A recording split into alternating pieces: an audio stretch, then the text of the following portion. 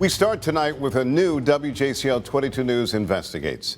The man accused of trying to rape a woman inside a Daffin Park restroom is behind bars tonight, and we've discovered he's no stranger to police. Jail records show that LaShawa Doyle has been arrested dozens of times. They include charges of aggravated assault, sexual battery, as well as public indecency. New body camera video shows one of those previous encounters, and it's raising questions tonight. How did a man with this history keep ending up back on Savannah streets? WJCL 22 News' investigator Tia Maggio joining us now in studio. And you've obtained new body camera video from an arrest that happened just 2 months before the Daffin Park alleged sexual assault. That's right, Greg. It shows police confronting Doyle after a woman reported he was touching himself inappropriately and screaming at her. And what's raising questions tonight is how that incident fits into a much longer history of arrests like the one that happened at Daffin Park. Now, I do want to warn our viewers, there are graphic descriptions of what Doyle did in the body camera video obtained by WJCL 22 News. Take a look. Yeah. Inappropriate touching of yourself. Oh, so what is inappropriate? This is 30-year-old LaShawa Doyle in June, just 2 months before police say he attempted to rape a woman at Daffin Park. Savannah police responded to the Helmsman, a downtown apartment complex geared towards GAD students, after a woman reported Doyle's behavior. He'll go up to cars and start jerking on them. And I was trying to get out of my car, and he came over and he started screaming at me. He was like, hey, hey. And then he tried to run up to me, so I ran back into my car. The victim even capturing Doyle in the act. I don't know if I'm allowed to do this, but this is literally him doing. He's literally I didn't do nothing wrong. During the confrontation, Doyle appears to be stumbling and slurring his words. But he was only charged with public indecency and criminal trespass.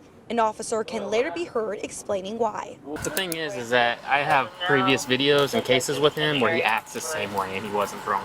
And this isn't Doyle's first time. Multiple people from the victim to the apartment security guard, even the police familiar with Doyle's behavior. But he's done this before to me. That's the same guy that used to be walking past there and sitting over there, and then he'll pull his clothes down and mess with himself. I've been dealing with him for a while. This isn't the first time he's done something similar. One time he straight up pulled it out in front of me and urinated.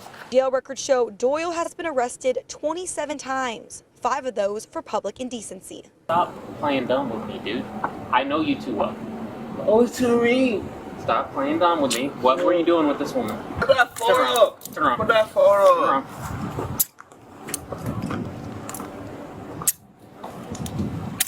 I'm tired of playing this game with you, man.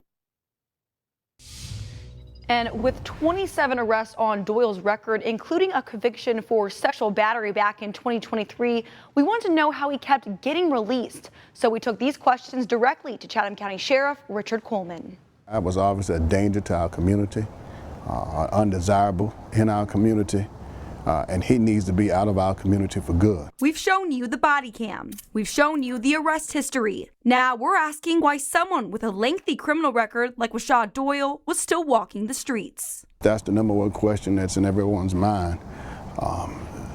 It's just something I just shake my head. I don't understand it. The sheriff explains that his office does not make the final decision on whether someone is released. At that point, it becomes the judicial system. It belongs to our court level, but we have no direct involvement with the placement or the maintenance of that individual in detention until the case is over. Another question being raised is how Doyle, convicted of sexual battery, a serious sexual offense, is not on the sex offender registry. I know there are certain situations and circumstances that have to meet the criteria to go on that list. But you're asking me, he's met 27 times, he's already met it. He should have been there. Overall, the sheriff is making it clear there needs to be harsher sentencing. That's going to be a good question for the courts. I think it's a question a lot of people won't answer. And we've reached out to the Chatham County District Attorney's Office about Doyle's prior cases, sentences, and release history. We have not heard back. Greg, I'm sending back to you in the studio.